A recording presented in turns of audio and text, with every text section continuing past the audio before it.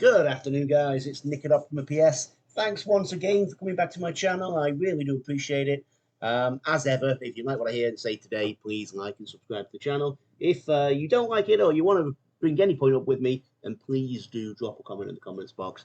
I'm always glad to hear back from you guys. So what I wanted to do today was I'm just looking at the world, and there's a few thoughts out there. There's a lot of doom and gloom out there, isn't there? And I just wanted to put a few things in perspective and try to visualize some of the reasons why we think XRP is going to be such a successful investment from our point of view. I don't care about Ripple. I don't care about everything else out there. I'm talking about us guys. I want us to make money. That's what we're here for.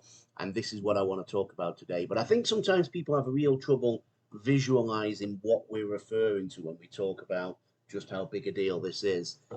Before we get into that, let's start as we always do. Just jumping onto the market cap. It's doom and gloom everywhere in the markets today. 24 hours, most things are down. XRP is what I normally talk about. It's fared slightly better than some of the other coins, but we're sitting around the 55-cent mark at the moment. Bitcoin's down at 56. Fear and greed index, we're at 34, which is definitely into the fear. People are nervous. People are getting scared. I think there might be a dip before we see another boom upwards. I think it's only going to be that. It's going to be a small dip before we push on. We might not even get it. But plain and simple, I don't care that the markets are down. I never do. That's not what I'm here for. I'm not going to take any profits until they're at the point I want them to be at. And so everything in between now and that point is just noise. I invested sensibly. I put in what I could afford. I don't need to see this, take profits on this for years if I don't have to. I'd like to. I would love to wake up tomorrow morning and we're all multimillionaires and we're all over the moon. Until that point comes, though, I'm fine. I'm comfortable, so I don't panic about these changes in the markets. Let's move on to what I wanted to talk about today. Before we do that, as ever, just to say, I'm a financial advisor. You all know that by now, but I'm absolutely not your financial advisor. So anything I say or do today should not be taken as financial advice because I don't know you. You don't know me. I couldn't possibly give you any financial advice. Or perhaps I could only ever give you bad financial advice under those circumstances. So I definitely don't want to do that. Anything I say to do today is just a guy called Nick sharing his opinion on the internet in the hope that you get some value from it. And I just wanted to bring to light this whole thing. We've all seen the videos. We've all read the news articles. We've all seen the tweets from people saying that XRP is going to get all the money. XRP is going to be a daily transactional coin. It's going to be a reserve currency, an exchange mechanism. There's going to be tokenization, all these different things we're hearing, all these different movements in the market. But what does it really mean? It's really hard to visualize that sometimes. So I've done a video a little bit like this before, but it's not the same. So I did just want to jump on and show you a few things. But as I say, if you're a complete newbie to the market, there's an understanding on this is that you guys are aware as to some of the concepts I'm going to be discussing. I'm not here to introduce those concepts. I'm assuming most of you know that there is going to be tokenization. There are going to be central bank digital currencies. A lot of things are going to move into the blockchain, onto the blockchain, into this real world asset type tokenization. And it's more about what that will do to the value of XRP, or why. You know, we've all heard that phrase where David Schwartz came out and said, it can't be cheap, dirt cheap. It can't be dirt cheap. And there's reasons for that. You know, people will turn around and go, well, why can't it? And if you haven't sort of considered this concept, it's really difficult. So I wanted to make that as easy as possible. So where I'm going to start is with this one. I've used this before, visualizing $1 billion, or visualizing $1 trillion, in fact. So we start off with a $100 bill. Nice and easy. We all know what a $100 bill looks like. Some people have got more than others, but we all know what they look like. $10,000. I think once or twice in my life I've carried $10,000. Certainly only once or twice. Everything's done online now. There's no need to walk around with a bag full of money. But you know, most of us have seen $10,000 or spent $10,000. We bought a car, we bought a house. We've all seen $10,000. $1 million. Now, this is one that's quite surprising, is how little money $1 million is when we stack it in $100 bills and put it next to our man. Let's call him Kevin for no logical reason. So $1 million there. I know you can't see my cursor, but you can all see Kevin stood by $1 million. It barely comes up above his ankles, right? It's probably, you could probably get that in a briefcase. You could get it in a shoebox. Yeah, we go down to $100 million, bit more difficult. I don't think any of us could walk around with that much money on our backs.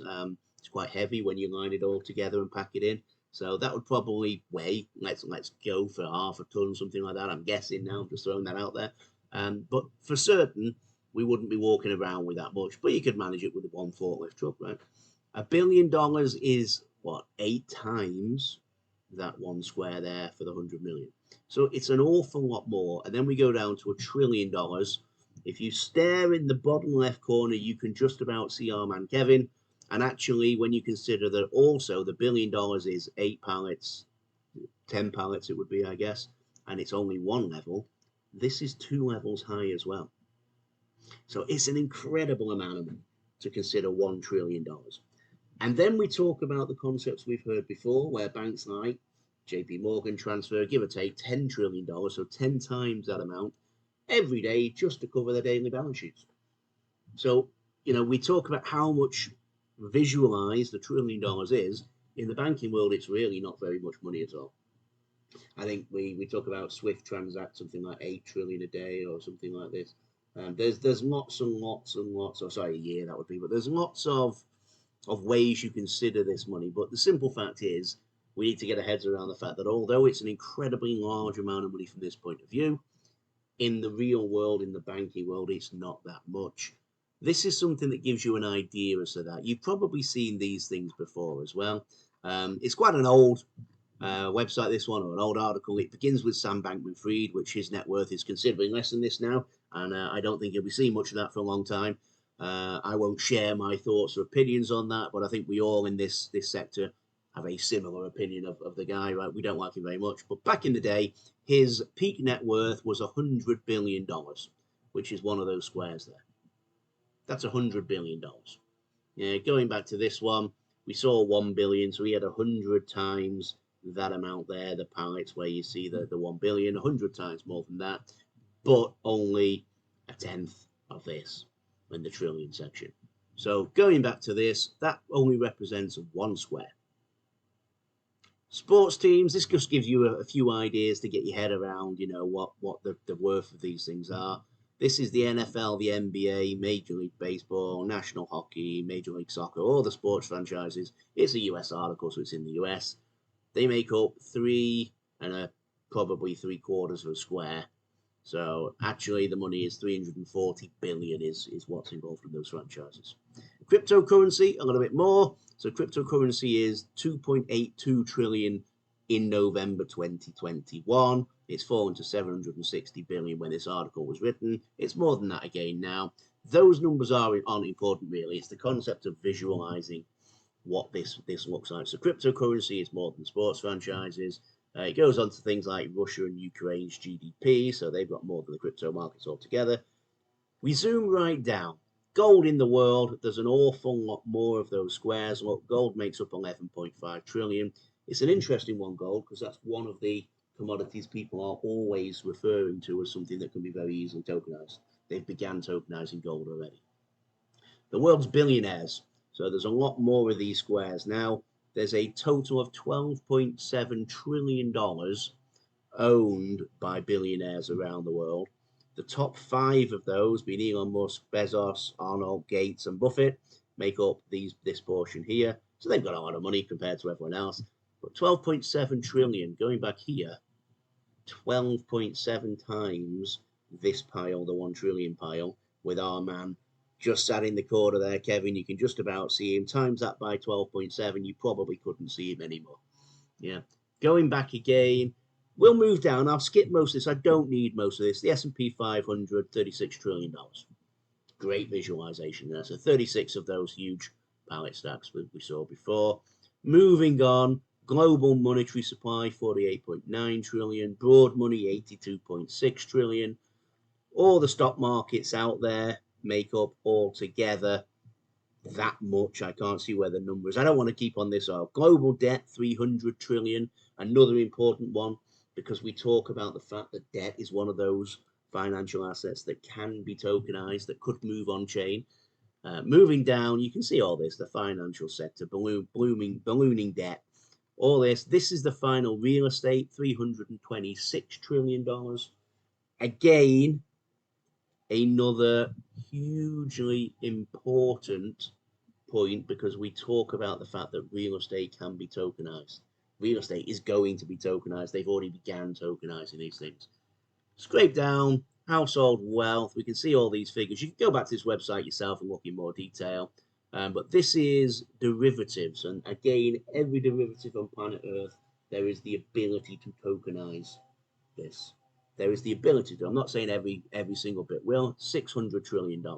When you hear the guys talking now, the Archax guys, they talk about all the money in the world being something like $1.4 trillion. Sorry, $1.4 quadrillion, not even $1 trillion. Going back here to a trillion, there's our man down in the corner. Just to visualize it, this is the difference: $100, $10,000, 100 million, 1 billion is on the left of the screen there next to our man. Let's call him Kevin again. The trillion is the one that looks a lot more like a skyscraper, and a quadrillion is here on the right. You've got an aeroplane for reference, and we can't even see the end of this stack. $1 quadrillion is a phenomenal amount of money, more than any of us could ever possibly imagine, I'd say. So going back then to what we're talking about here, we're looking at just the idea, the concept of visualizing this money. Now, one of the assumptions that everyone seems to make is that when we tokenize these assets, there's going to be a 1 XRP used for the transactional purpose, if you like. I don't know how that's going to work out, but if we take a look at just a simple spreadsheet I've drawn up, I'm going to jump onto here. So this is something really, really simple. Column A, I've got the value of XRP in US dollars today. I'm using 0.5 to keep the numbers simple. It's about 0.55 today, we just saw. Circulating supply, or the liquidity, if you like, of XRP. So I've used $100 billion in column C. Column D just shows you that in terms of billions to make it easier than looking at all them zeros. So 100 billion is the total supply of XRP, not the circulating supply, but I began at that point. The transaction volume in USD. So in column F, I've got the transaction volume. In column G, I've got that represented in trillions, but I'm using $1 in column F, so of course that's no trillions right now. And then the XRP required at the particular price is in column I in order to conduct that transaction. So we're talking about really, really simple. I'm going to send $1 from me to you in XRP at a price of 0.5 XRP, means I'm required to send you 2 XRP in column I. That makes sense, right? It's highlighted in green right now. I've just sort of stuck a couple of rules on this. If there is enough XRP in the world to conduct that transaction at that price, it highlights in green. If we hit a point where there is no longer enough XRP available to conduct that at the particular price, it will turn red. So for example, if I wanted to send you $1 trillion,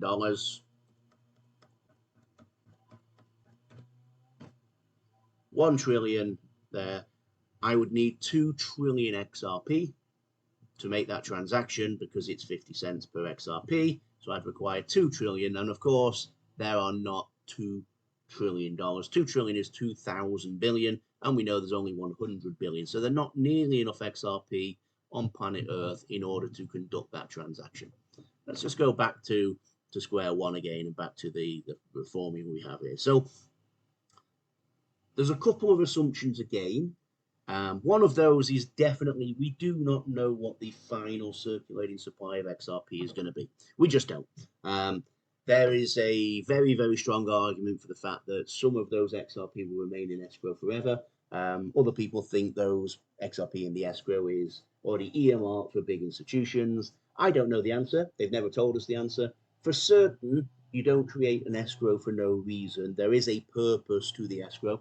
And I think for certain we know that the circulating supply of XRP is not 100 billion, because quite frankly, there's already cases of, you know, there was the bank guy who died and left a couple $100 million, I think it was, in a wallet that no one knows the password to. They're gone forever.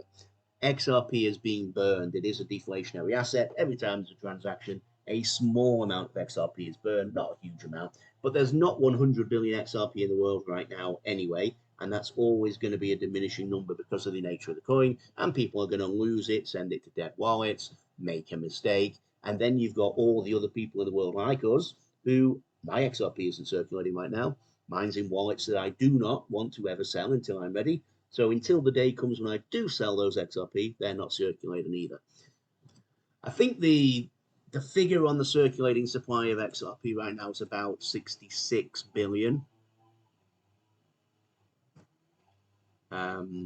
Give or take. And again, there's a big question mark over that, because that's basically every XRP that is not locked away in escrow.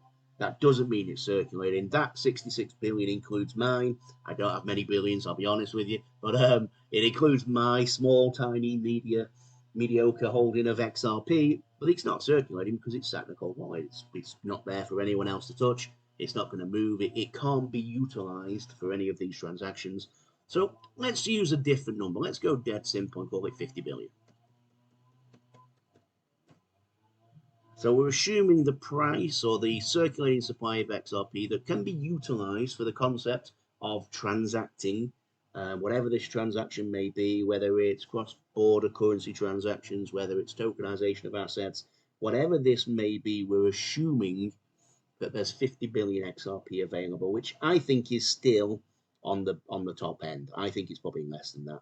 And I think by the time we see utility kick in, the switch being flipped, however you want to refer to it, it's going to be less than that again. But let's just keep it really, really simple right now. Assuming there's 50 billion XRP available, there, column D, nice and simple, 50 billion. If we wanted to transact 1 XRP, we can still manage it in column I. There's definitely 2 XRP available of those 50 billion. We can send that money. But we're talking about banks getting involved. We're talking about tokenization. We're talking about all these different concepts. Let's go with a really small number of $1 trillion. If you think that the big banks, the biggest ones at least, send about $10 trillion a day on their balance sheets, $1 trillion is not a large amount of money. I think the conversation is that Swift send trillions a day. There's all these transactions going on around the world. There's trillions and trillions and trillions daily being transacted. But let's go with 1 trillion for now. There you go. So in column G, $1 trillion. So if I wanted to send you $1 trillion today in XRP at 50 cents a coin, I couldn't possibly do it because I would be required 2,000 billion XRP, 2 trillion XRP, and we know there's only 100 billion in existence, and in this case there's only 50 billion available to be utilized. So what we're talking about here, if you scroll down to row 12, is the minimum price per XRP to enable me to use XRP to send you $1 trillion in one transaction. Of course, I could do it in a series of transactions, but in one transaction using XRP, we would need to have a $20 XRP for that one transaction to take place. Again, a drop in the ocean, $1 trillion when it comes to banks. Go back to that visual representation. That's a trillion. That's a quadrillion on the right. We're talking about that much money being all the money in the world, a little bit more, in fact, about that and a half again. But realistically speaking, we're talking about small quantities of money when it comes to the financial world. Let's assume the transaction size is going to be $10 trillion.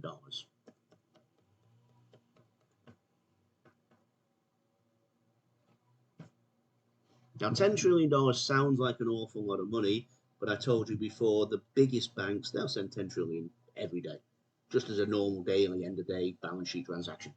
$10 trillion is not a huge amount of money. If we're having a $10 trillion transaction once per day, 1,000 times per day, whatever time you want to use it in XRP, we would need a minimum XRP value. It's actually here at the 150 per, no, it's not, it's here at the, let's say over $150 XRP. We could actually just about scrape it there with $150 XRP. That's my colorization, not quite right. But $200 XRP.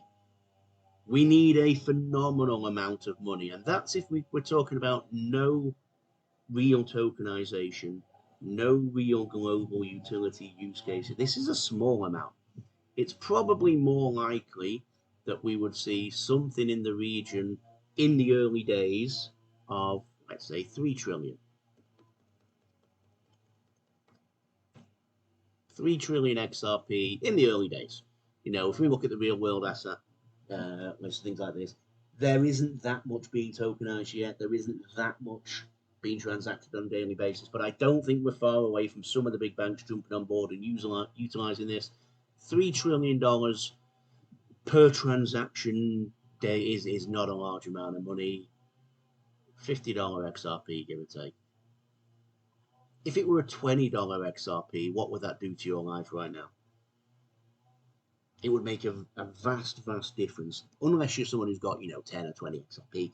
If that's the case, I don't think you'd be listening to me anyway. But realistically speaking, we're talking about $10 trillion daily transaction on XRP is not a phenomenal amount if we're looking at moving this into the future. I'm talking about maybe 3 years, 5 years, 10 years away. I don't necessarily mean next Wednesday, but it's not a huge amount of money. Archax themselves are talking about tokenizing trillions. We're looking at real world asset tokenization. You saw before, this is the money. This is all the money in the world. These are 100 billion on each square. We could literally be talking about tokenizing 50 trillion on the XRP ledger. If we tokenized 50 trillion on the XRP ledger, we'd need a minimum of $1,000 XRP just from that. Is that going to happen anytime soon? I don't know. I believe it will happen one day. Are we going to see a position where that happens in the next 1, 2, 5, 10 years? I don't know. The honest answer is I doubt it. I think it will probably take longer than that. I think it will be very quick to go from here to a 1 trillion per day transaction, or a 1 trillion transaction happening on a regular basis. I don't think it will be too long before we see that, which again would require a $20 XRP, give or take. Those days, I think, are near. I think we can get to a $20 XRP just on the retail market, so none of this even counts yet. Again, this is looking at worst case scenarios. I think realistically we might be more like 30 billion XRP is the circulating supply, especially when we're talking about days in the future when banks might start utilizing, owning, locking away XRP for their own purposes, when AMMs have got an awful lot more than they currently have, when big institutions are coming in, when there's an ETF, for example. The way the ETFs work is for every penny in the ETF, you have to own the XRP, sat somewhere, taken out of that circulating supply. So this might be a much more realistic number. So if there were 30 billion XRP in the circulating supply that we can utilize, then a $25 XRP isn't going to be enough if I wanted to send you $1 trillion. If I wanted to send 3 trillion, then a $100 XRP isn't quite going to be enough. We're going to need $101 XRP. And again, that's assuming that you can utilize this all in one go, that this is sat there to be utilized. We're talking mega numbers, guys, mega numbers. This is why I don't let anything bother me. I don't let anything concern me. The only thing I should be concerned about is if somebody comes up with something bigger, better, quicker, faster than XRP, cheaper than XRP, or let's go a different way, more accommodating when it comes to regulatory side of things, when it comes to the governments, the banks, the institutions of this world getting on board. If they all decide collectively not to use XRP, then we're dead in the water. That's the only thing that can stop it now. It's further ahead technologically than everything else. It's further ahead when it comes to relationships with all the institutions, the World Bank, the BIS, the central banks, than everyone else. Ripple has not been sat idle. They're 10 years ahead of the biggest competitor. 5 years at the very, very least. Realistically speaking, this is going to come. They're going to get a piece of this market regardless. And $3 trillion in transactions is not a large piece of the market. It's probably going to be something more like this, where the circulating supply drops down to 10 billion. And where the daily transactions is more like 10 trillion. And suddenly, when you get to that point, $1,000 XRP is not quite enough. You need $1,001 XRP. If we get $1,000 XRP, I'm going to be really happy. I'm sure you guys are too. Guys, I hope that helped. I hope that helped to put things in perspective, just to give a little bit of visualization again. Let's have a look one more time at the size of $1 trillion, quadrillion dollars. Look at all the money in the world. This is literally, each one of those squares makes us very, very happy. If we just got 10 of those squares, we'd be happy right now. If we got 1,000 of those squares, we'd be incredibly happy. We're talking about drops in the ocean when it comes to the global monetary system. We're talking about the fact that this is going to happen. Even if we don't, if Ripple and XRP aren't successful, we're going to get $1 trillion a day. If they're incredibly unsuccessful, we'll get $1 trillion a day transacted. An extra zero on there. $1 trillion a day puts us, if we've only got a 10 billion market circulating supply, that puts us needing $101 XRP, give or take. Yeah. If there's more circulating, if there's 50 billion circulating again, let's play it really, really simple. We're still looking at $20 XRP. I'd be over the moon with $20 XRP today, guys. Is it what I want to last forever? No. But I could utilize that money in a different way. If I put it all into an AMM, I'm probably going to make 10% a year on that much money. You got 10,000 XRP at $20. We're talking about a situation where you're going to have 200,000 XRP sat there making 10%. That's not bad. $2 million, 200,000. If you've got 100,000 XRP, you've got $2 million making 10%. Big, big numbers, guys, from very, very, very tiny amounts of this market. Just to finish off, I think we might find ourselves one day in a position where, let's keep this at the 50 actually. Let's assume they find a way of making this work like that. $50 billion XRP in the circulating supply that we can use. Let's go for let's say 4 banks sign up. And they send all of their daily balance sheets to each other around the world, wherever they go, using XRP. We would need a minimum of a $500 XRP from 4 banks, 4 of the big banks. Add into that all the other banks. Add into that tokenization. Let's say there's 10 trillion tokenized. Tiny piece of money, not even the gold in the world. 10 trillion tokenized, 40 trillion a day being sent. So you need to basically look at this, let's call it a 50 trillion number. This isn't a perfect science, but let's just look at this. Yeah. Oh no, that's only 5. Sorry, I missed a 0. You'd need over $1,000 per XRP. Guys, I hope that helps. I've been rabbiting on for a while, so I'm going to leave you to it. If you did like what I said today, please like and subscribe. Give me a thumbs up. Share my video around the world with your friends. It would be great for you to come along. Drop me some comments. Tell me what you think. In the meantime, thanks very much for listening. Hear me out. I know I've been going on too long, so all the best. We'll speak soon. Have a great day. Nick.